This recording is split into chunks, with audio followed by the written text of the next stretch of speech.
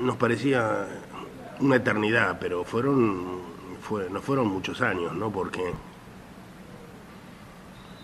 en el 58 se escapa la conducción, toda la conducción del peronismo, que estaba preso en una cárcel de la Patagonia. Se escapan 8 o 9 personas que escapan a Chile. Fue un golpe, una victoria formidable. Escapan a Chile y John William Cook, que era el vicario de Perón lo había nombrado como su delegado general y el que lo reemplazaría en caso de muerte, porque las autoridades venezolanas le habían anunciado que había un comando del ejército argentino buscando matarlo y que le dijeron que no lo podían ubicar. Le pusieron una bomba a Perón que le cortó las piernas a su chofer. Y además había asesinos que lo estaban buscando y era una situación muy difícil. Entonces Perón andaba enfierrado siempre, ¿viste? Pero bueno, lo que hizo es nombrar a alguien en caso de que lo mataran, porque era una situación, eran años realmente difíciles, ¿no? Y lo nombra Cook. Desde el momento en que Cook llega a Santiago de Chile y establece una oficina, digamos así, empiezan a viajar a verlo algunos sectores del desarrollismo, pero que en realidad estaban vinculados a la Unión Cívica Radical, de la cual se va desprendiendo un ala de izquierda. Con Frondizi, ¿no? A la cabeza. Con Frondizi a la cabeza y con muchos jóvenes brillantes. Todo eso viene mezclado con algunas derivas del Partido Comunista. Se dice que el desarrollismo en la Argentina fue pensado por Vittorio Codovilla.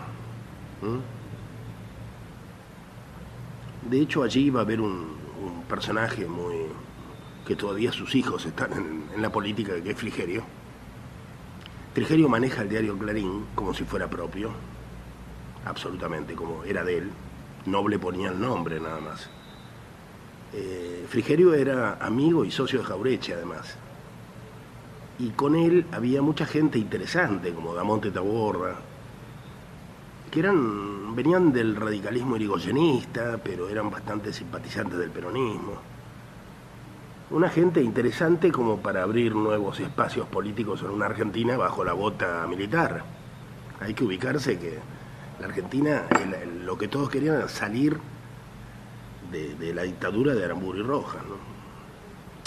Y bueno, el tema es que esta gente empieza a viajar a Chile y le hacen la corte al gordo, ¿no? Iban todos los días, te digo, porque yo fui amigo del chico que le habían puesto a un pibe de la Juventud Peronista para que lo hiciera de ayudante, ¿viste? Le llevara los sobres y todas esas cosas.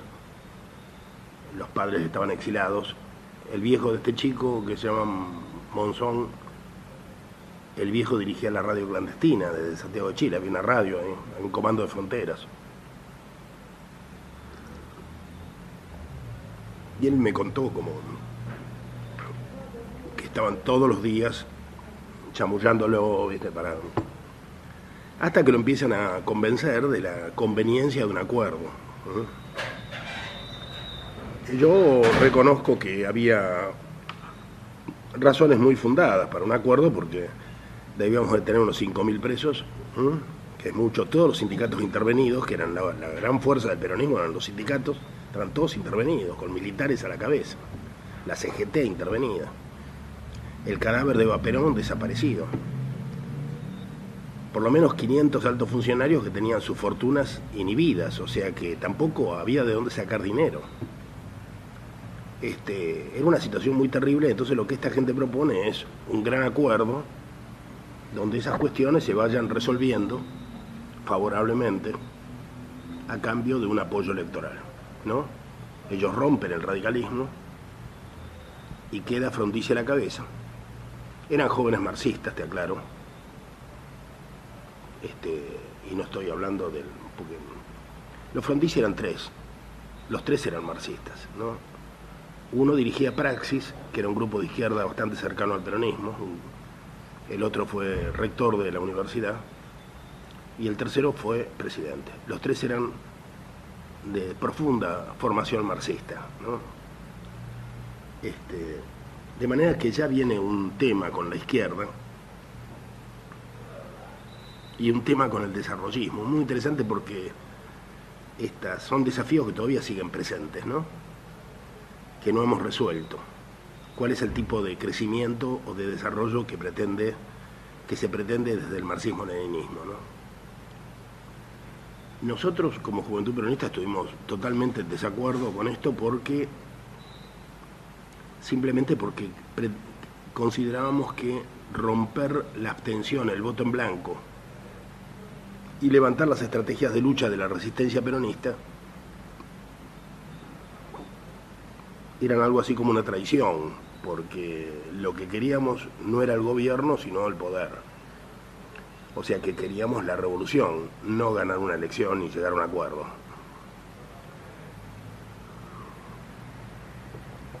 Pero bueno, nos esforzamos, hicimos todo lo que pudimos.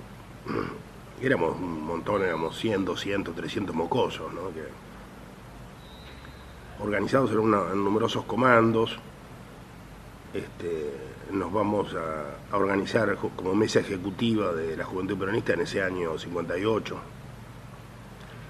cuando allá en medio de estas negociaciones los empleados de farmacia consiguen recuperar su sindicato y Jorge Di Pasquale queda a cargo, entonces nos reuníamos en el sindicato de Di Pasquale, de Jorgito, que después fue desaparecido, y ahí organizamos la mesa ejecutiva de la Juventud Peronista. Nos declaramos en contra de los acuerdos y además, como era en esa época nadie se atrevería a cuestionarlo a Perón, decimos que no es cierto que Perón haya firmado. Y me acuerdo que 2 días antes de las elecciones estábamos en la esquina de Corrientes de Esmeralda y nos habíamos agarrado a piñas con la gente de Tacuara, que estaba a favor del voto a Frondizi. Habíamos tenido una pelea fenomenal ahí en la calle, unas escaramuzas tremendas, y de pronto vino un viejo que hacía de correo entre Perón y la Argentina, y nos trae una carta manuscrita por Perón, que se perdió lamentablemente, pero que yo la recuerdo palabra por palabra, pues decía que nos decía: queridos compañeros, la directiva de votar a Frondizi es verdadera. Yo lo acordé con el compañero John William Cook porque me pareció lo más correcto, pero no le pido a ustedes que la cumplan. Y decía y agregaba: ustedes son para mí como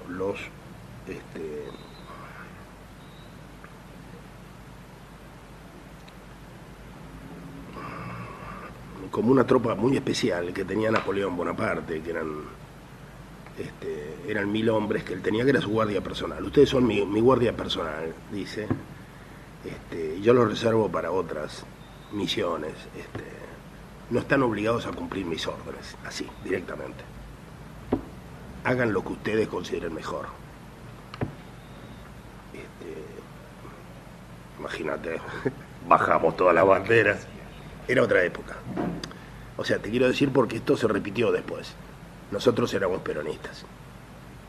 Cuando Perón habló de esta manera con los montoneros, se equivocó en algo. No estaba hablando con chicos peronistas. Nosotros éramos absolutamente peronistas. Y nos tragamos toda la bronca y metimos el rabo entre las piernas y se acabó. Y no votamos, yo no voté a Frondizi, pero tampoco estuvimos más en contra, ¿no? Simplemente nos dispusimos a lo que venía después, que duró muy poco, la fiesta duró muy poco. Porque lo que hace Frigerio es no solamente una ley de asociaciones profesionales que devuelve los sindicatos, sino que los conforma como una burocracia. Y esto no era así, antes eran todos como hermanos, uno entraba al sindicato a tomar mate, a comer, eran todos compañeros, ¿viste? Se repartían los caños en el sindicato. Es decir, yo he ido al sindicato de la UON a buscarme y me iba con un pan de gelinita, ¿viste? De Bandor, te lo daba. a Lorenzo Miguel le dijo, mira, tenemos un compañero preso en Ecuador, sacaba la guita, ¿cuánto quieren? Así, ¿viste? No se puede recuperar la memoria de eso, ¿no? Lo que fue. Lo que hizo el desarrollismo con los sindicatos peronistas. Fue un cambio cultural, ¿no? Y lo lograron en muy poco tiempo. A través de escenas, arreglos, conversaciones, ¿viste? Y nos cambió todo el universo, ¿no? Hasta que ellos cometen un error que es, van a privatizar el Lisandro de la Torre. Y ahí se fueron de mambo. Y la gente estalló, ¿no? Ahí estalló y se rompe todo. Y ahí se cayó todo. Para el peronismo fue muy duro, todos esos meses fueron muy duros para los que habían creído en esa etapa, ¿no? Se cuenta que Jauretche y Scalabrini dirigían una revista que se llama ¿Qué? Una revista de integración al peronista, pero de integración al desarrollismo, ¿no? De Jauretche le dice, mira, Raúl, me voy a la mierda, le dice. Esto se va a la mierda y yo no quiero estar. ¿Y qué vas a hacer? Me voy a España, le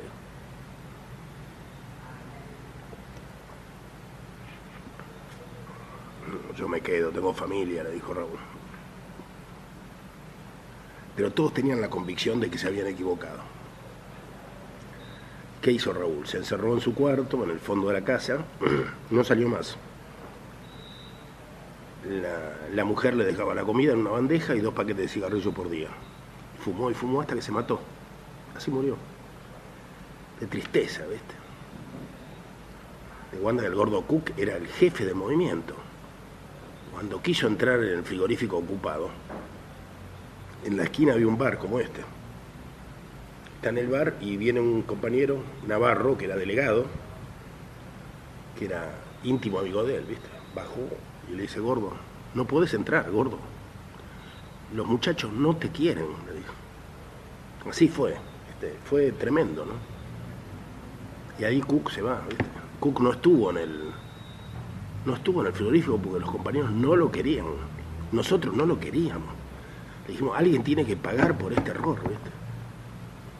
Y esto hoy Horacio González y todos los demás no lo conocen porque no eran peronistas y porque no estuvieron. Al gordo lo desconocemos desde posiciones revolucionarias. No lo echamos porque era revolucionario, ¿se entiende? Lo echamos por reformista, porque él se jugó por el desarrollismo y fracasó, ¿no? Entonces ahí volvemos, ya en 1960, a la esencia de la resistencia peronista, y ahí se lanza con todo, ¿no? La resistencia ya roto los puentes con Alfonsín, con Frondizi, y desconocida la conducción de Cook, entonces el peronismo ya se lanza con todo.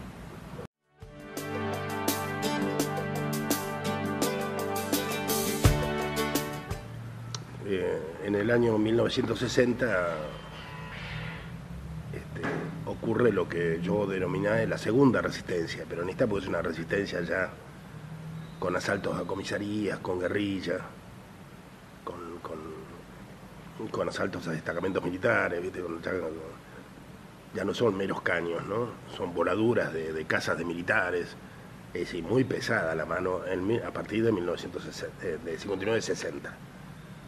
Muy pesada la mano, el peronismo tenía mucha fuerza,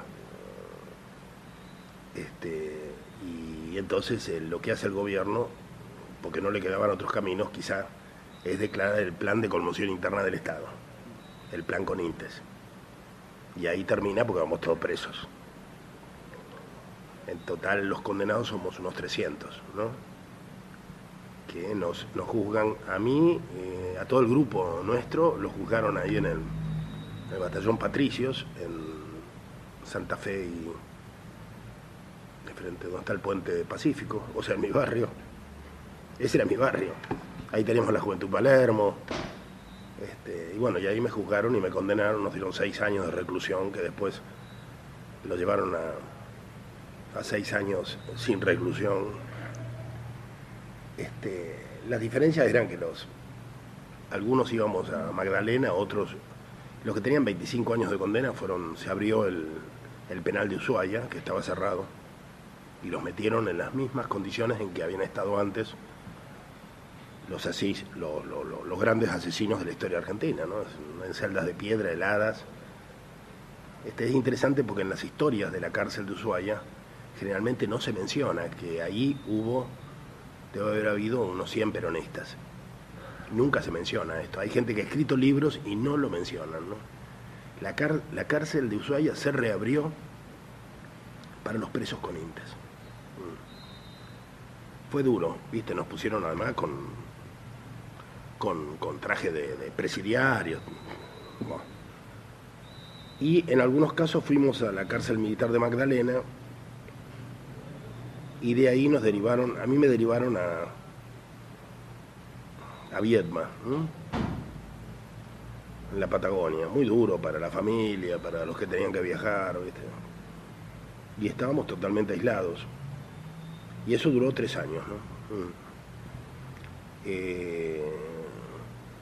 Por ejemplo, lo que pasa que ahí el proceso también se acelera, comienzan los golpes militares, el enfrentamiento entre azules y colorados me toca a mí estando en la cárcel militar de Magdalena. O sea, yo veo, ahí viene el llamado Zorro del Desierto, que era López Aufrán, sale de Magdalena, y yo recuerdo que, bueno, veíamos la columna de tanques y camiones que comenzaron a pasar en la mañana, iban hacia Buenos Aires, y llegó la noche y seguían pasando. Y toda la noche escuchamos los motores y las luces rojas, toda la noche. Y nosotros éramos ahí, un grupo, ya teníamos 18, 19, 20 años, estudiamos todos los libros de la teoría revolucionaria y nos preparó, porque la cárcel era nuestra universidad, nos preparamos para hacer la revolución. Y fue muy impactante aquello, porque fue tomar dimensión del enemigo, ¿no? Nosotros habíamos asaltado destacamentos, guardias, habíamos hecho muchas cosas, y esto tiene que ver a lo mejor con los años 70, ¿no? El ejército, al menos en aquellos años, era un aparato inmenso, ¿no? Formidable, ¿no? A mí me impresionó mucho esta marcha de los azules sobre los colorados, ¿no? Bueno, y los 3 años se pasaron en planes de fuga que no se pudieron hacer. En algunos casos a veces se dio alguno, en otros no.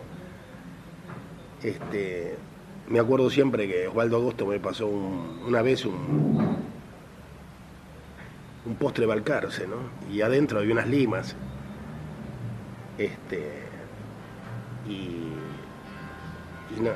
Había, como no estábamos solos en ese penal, sino que había muchos soldados y oficiales del ejército que estaban por delitos comunes. Y solían traer películas preestreno que las llevaban no sé a dónde y pasaban por la cárcel y se aprovechaba para darlas. Entonces era un gran día de mucho jolgorio ver la película, ¿no? Nosotros nos quedamos una noche y nos fuimos al baño y a cortar rejas, ¿no? Con el Petizo Espina, otro compañero. Los dedos se nos lastimaban de tanto cortar, ¿ves? Bueno, por suerte teníamos algún entrenamiento, no llegamos a cortarla, entonces tapamos con jabón y el polvo del hierro, lo cubrimos para que no se vieran. Menos mal, porque descubrimos que las paredes eran huecas justamente para escuchar estos ruidos. Habían escuchado este ruido desde la Guardia Central a casi 300 metros, habían escuchado el ruido a través de la pared. Y al día siguiente hubo una garroteada de rejas como nunca había habido, nunca. Y no lo encontraron, ¿viste? Porque no estaba cortada, pues si no, al golpearla salta. Pero no estaba cortada. No habíamos logrado cortarlo, ¿viste? Entonces así, pues, siempre vamos cambiando los planes, ¿no? Pero bueno, al final salimos con el gobierno de Ilia. Yo salí porque, bueno, en un momento dado se anulan las condenas militares y nos pasan a los jueces civiles. Y claro, la justicia militar condenaba por convicción subjetiva, no requería pruebas, ¿comprendes? te condenaban porque estaban convencidos, pero no. Cuando pasamos a los jueces civiles y tuvieron los jueces que ver qué pruebas había, no había pruebas. Entonces fuimos saliendo en libertad, ¿no? Y después hubo una amnistía, pero yo salí antes de la amnistía. Salí, quedé libre. Me acuerdo cuando salí un día, estaba lleno de gente que me abrazaba en el año 63 y bueno, me mareé, ¿no? Estaba mareado y todo me daba vueltas, ¿no? En fin, ya era otra época, no era otra Argentina. ¿Cómo fue esa Argentina divina? Y es una Argentina prerevolucionaria, es una Argentina laboratorio donde se discutía cómo hacer la revolución. Hay un hecho fundamental. Nosotros salimos a un país en el cual los impactos de la revolución cubana ya han llegado. En el pabellón, antes de salir, ya tenemos las primeras discusiones porque entran los primeros manuales marxistas. Y compañeros que dicen, el peronismo no basta, hay que entender el marxismo-leninismo para poder hacer la revolución. Entonces, y esa Argentina de los años 64-65 es una Argentina donde en toda la calle Corrientes, vanguardias de los sectores intelectuales, medios, discuten cómo hacer la revolución en la Argentina y donde se produce una peronización muy rápida, sobre todo después de la noche de los bastones largos, que es una herida narcisista en la clase media argentina, ¿viste? La clase media sufre mucho con la bastoneada esa de Onganía. Son sus mejores hijos. Eso fue donde ahora está en la calle Viamonte, ahora está la Manzana de las Luces ahí. Antes era la Facultad de Filosofía. Les dieron palo a lo loco, a los profesores, a los estudiantes. Lo que consiguió Onganía que miles de tipos se volcaran hacia la izquierda. Y muchos se fueron haciendo peronistas. Todo esto coincide con que Perón decide volver y anuncia su retorno. Nosotros reorganizamos la Juventud Peronista, un triunvirato, con Espina, Cacho Alcadre y yo, a nivel nacional. Y bueno, y aparece un delegado de Perón en Montevideo que empieza a organizar el retorno de Perón, que es el retorno que se va a dar luego en el 64, ¿no? A finales, que lo detienen a Perón en Brasil. Y que era un retorno, bueno, que iba a intentar, según yo ahora pienso, ¿no? Porque estaba Getúlio Vargas en Brasil y el herrerismo estaba en Uruguay, en el gobierno. Entonces, yo creo que Perón, la idea que tenía era de intentar entrar en la Argentina y si no podía, quedarse en Brasil o en Uruguay. ¿Comprendes? Acercarse. Pero ¿qué pasa? Que antes de subir al avión, golpe militar en Brasil, cae Getúlio, que eso fue decisivo.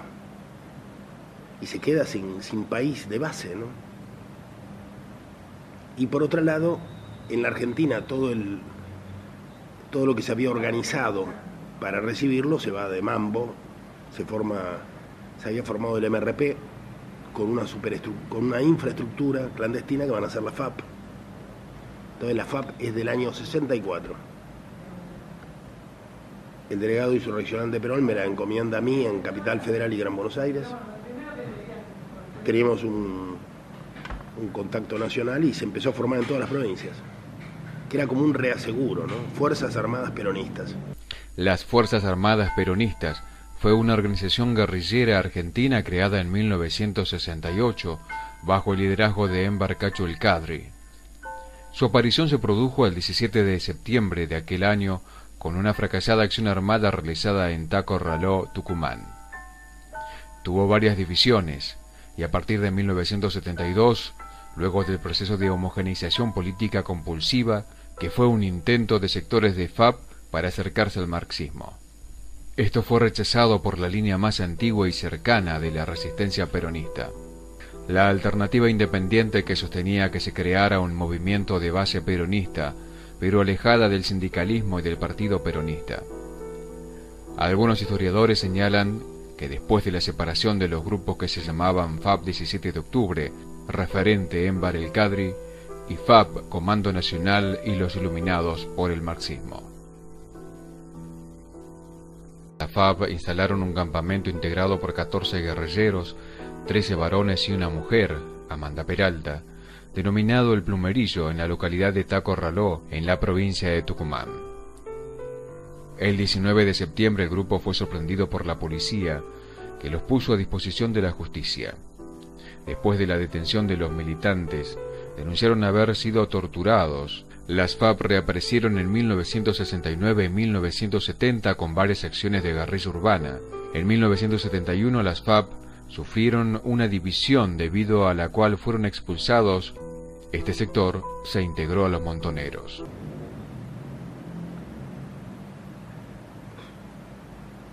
Era como un reaseguro porque no sabíamos qué iba a pasar. Pero el plan A era que Perón llegara y una gran componenda nacional lo recibiera y aceptara que se sumara al espacio político. El plan B era huelga general, con cortes de caminos, con la gente en la calle y asaltando radios y el típico golpe de Estado, ¿no? Pero con el respaldo de la huelga general.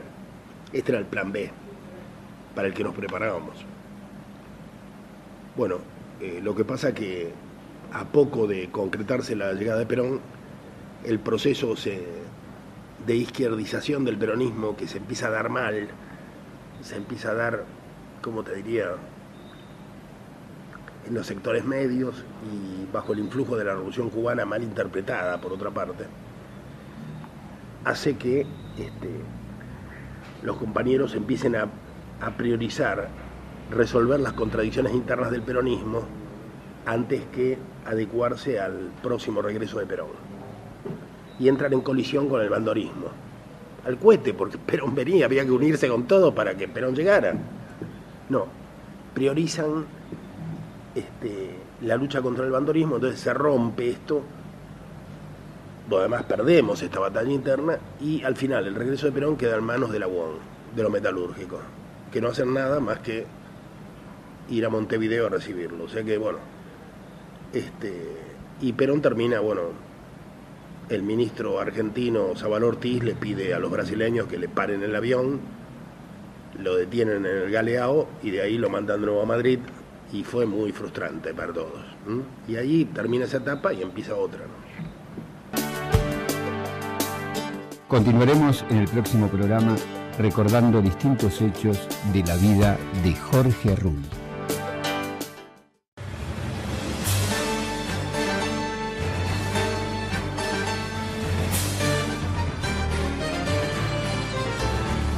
Así de noche, casi maullando, como los gatos del arrabal, la luna en fuego y las tres Marías que me cantaban, no llores más, el sueño grande y la casa chica, bramaba cerca el ferrocarril, grillos y sapos, lechuzas tuertas, fueron la orquesta.